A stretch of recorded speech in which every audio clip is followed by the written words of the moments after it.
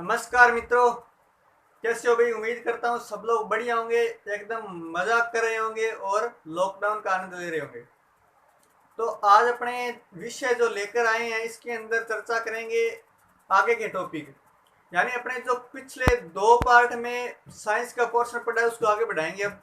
तो अगर आप पहली बार जुड़ रहे हैं तो आपने अगर वो पीछे वाले वीडियो नहीं देखे हैं तो आप पहले जाकर के उनको देख लीजिएगा। उनका जो लिंक है, उनकी प्लेलिस्ट जो है मैं आपको नीचे डिस्क्रिप्शन में दे दूंगा, तो आप जाकर के उनको देख लेना। अब बढ़ते हैं अपने आगे के वीडियो पर। तो आगे आज अपने चर्चा करेंगे वेग और चाल, त्वरण, संवेग, कुछ इस प्रकार की भौतिक राशियां। तो बढ़ते हैं। और हाँ, अगर आप पहली बार जुड़ रहे हैं तो चैनल को जरूर सब्सक्राइब कर लीजिएगा। देखिए, आज अपने बात करने जा रहे हैं वेग और चाल पर। तो एक और मैं चाल लिख लेता हूं, दूसरी ओर वेग लिख लेता हूं।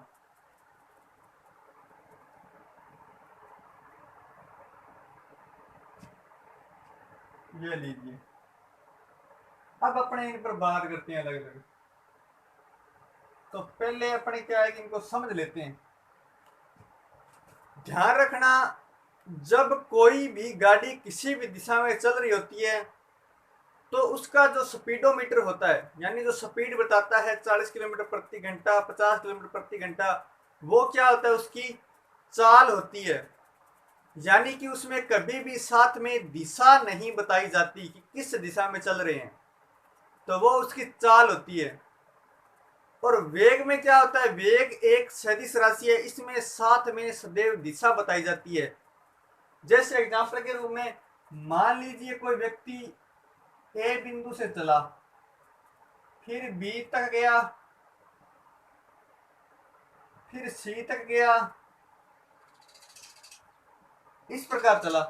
यहां पर मान लो उसकी स्पीड थी 5 किलोमीटर प्रति घंटा की, यहां पर उसकी स्पीड थी 5 किलोमीटर प्रति घंटा की, सॉरी यहां पर 6 मान लीजिए आप।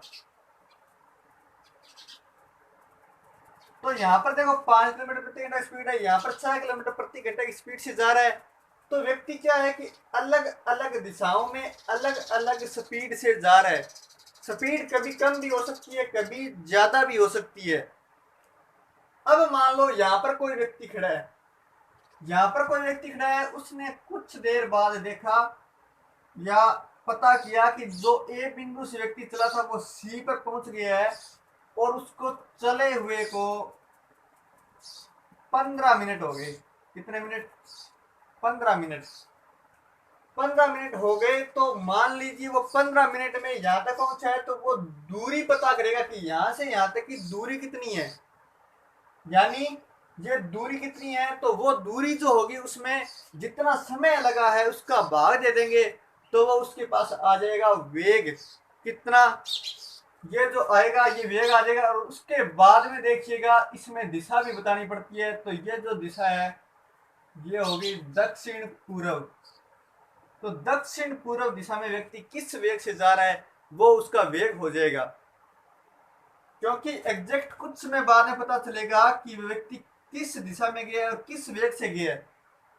चाल जो होती है हर सेकंड अलग हो सकती है, हर मिनट अलग हो सकती है, हर क्षण अलग हो सकती है, लेकिन वेग एक प्रकार से एवरेज चाल होती है पहुंचने के बाद में। तो वेग एक सदिश राशि है, चाल एक अदिश राशि है। अब अपने बात करते हैं इन पर विस्तार से। अगर मैं चाल का सूत्र लिखूं तो चाल बराबर होता है दूरी बटे समय। अगर वेग की बात करूं तो वेग होता है विस्थापन बटे समय।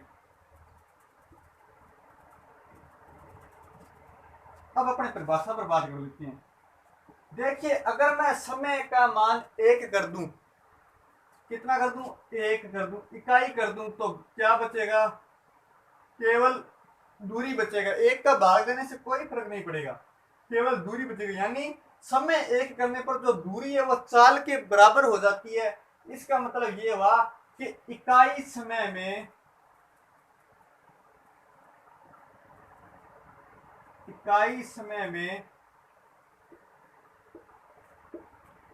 तय की गई दूरी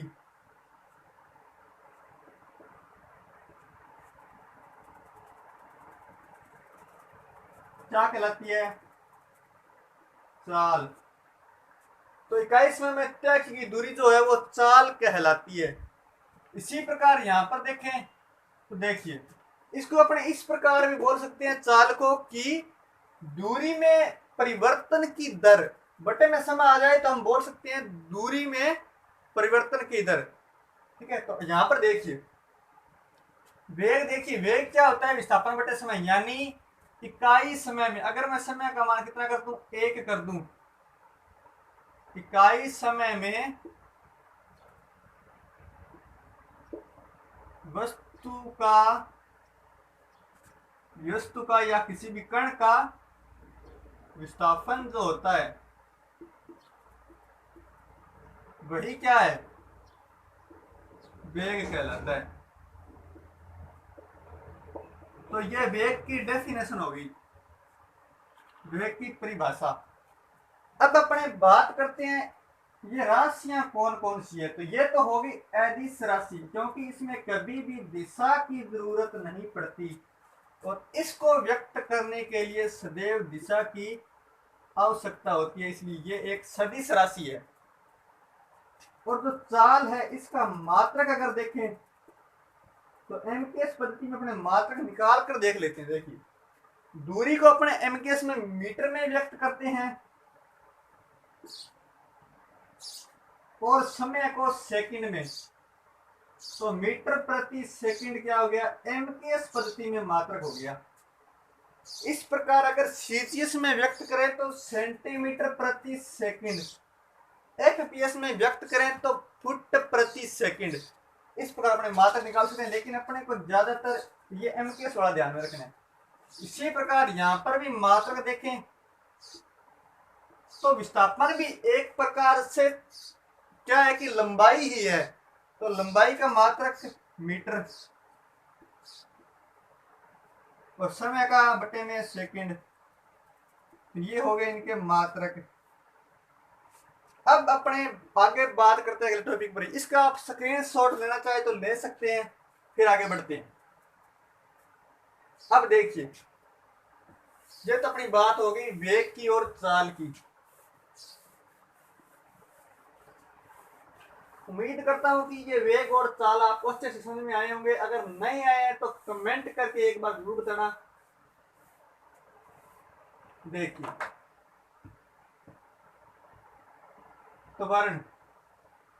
त्वरण को क्या बोलते हैं? एक्सेलरेशन। एक्सेलरेशन भी बोल देते हैं, कई एक्सेलरेशन भी बोल देते हैं। तो देखिए त्वरण की अपनी बात कर लेते हैं। तो वेग में परिवर्तन की दर जो होती है वो क्या कहलाती है? त्वरण। जैसे मैं लिख देता हूं वेग में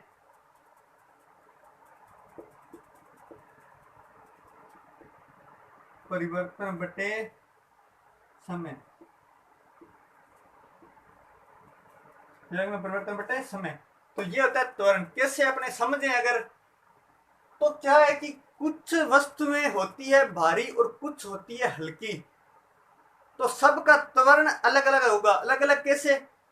अगर मान लो मैं बाइक को चलाना प्रारंभ करता हूं तो मैं उसके वेग में परिवर्तन प्रारंभ करूंगा शून्य से, यानी मैं जीरो से शुरुआत करूंगा, उसको स्पीड बढ़ाना, उसका वेग बढ़ाना, और कुछ ही समय बाद वो तुरंत स्पीड पकड़ जाएगी, यानी मैं उसकी रेस स्पीड से दे दूंगा, तुरंत रेस पकड़ जाएगा वो, यानी तुरंत उसकी स्पीड बढ़ जाएगी। और इसी प्रकार अगर मैं किसी ट्रक को चलाना चाहता हूं, भरे हुए ट्रक को, तो उसका वेग मेरे को बढ़ाने के लिए कुछ दूरी तय करनी पड़ेगी, यानी उसका वेग अचानक से नहीं बढ़ेगा, उसका वेग बढ़ने में समय लगेगा। तो जो वेग उसका परिवर्तन हो रहा है जीरो से, जैसे बाइक है, बाइक में क्या होगा, जीरो से मान लो मुझे 60 किलोमीटर प्रति घंटे स्पीड करनी है, उसमें जो समय लगेगा ये समय कम होगा। इसी प्रकार अगर ट्रेन की बात करें तो ट्रेन को इतना समय में ये स्पीड ग्रहण करने के लिए ज्यादा समय लगेगा, तो ये समय क्या होगा, कम, ये ज्यादा। यानी कि इसमें जो वेग परिवर्तन की दर है वो बहुत ही ज्यादा है और इसमें वेग परिवर्तन की दर कम है। तो वेग परिवर्तन की दर ही क्या कहलाती है? त्वरण। तो उम्मीद करता हूँ समझ में हो गया। अब अपने बात करते हैं परिभाषा पर, फॉर्मूला पर और मात्रक वगैरह पर। देखिए, किसी वस्तु के वेग परिवर्तन की दर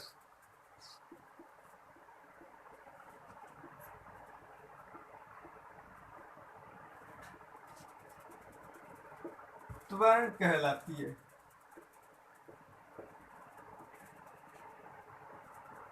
या त्वरण कहते हैं।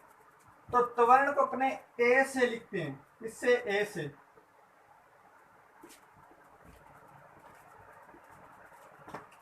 त्वरण बराबर वेग में परिवर्तन बटे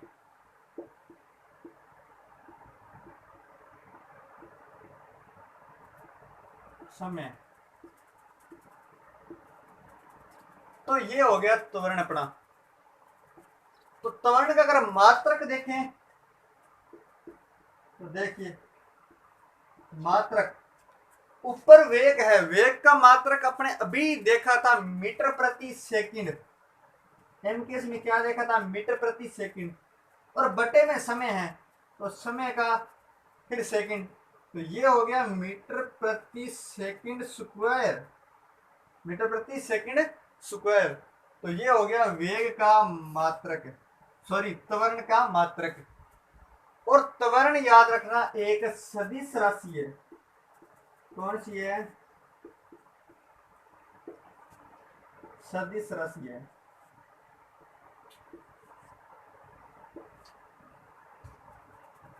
अब अपने बात करते हैं, आगे चलते हैं। तो इसका स्क्रीनशॉट लेना चाहे तो ले सकते हैं।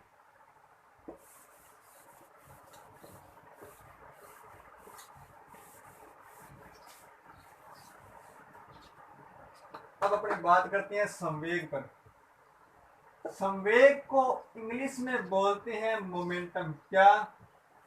मोमेंटम।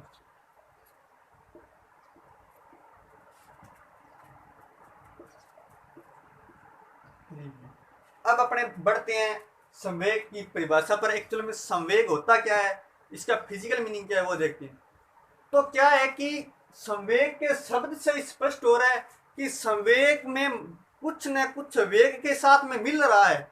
यानी सवेग, वेग के साथ में कुछ न कुछ मिलेगा। यानी वेग के साथ अगर वस्तु का द्रव्यमान भी मिल जाए, यानी वेग और वस्तु के द्रव्यमान का गुणनफल अगर कर दें तो उसको क्या कहेंगे? संवेग। देखिए, वस्तु का द्रव्यमान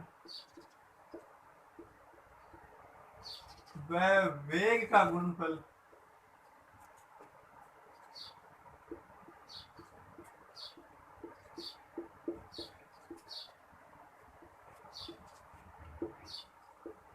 संवेग कहलाता है।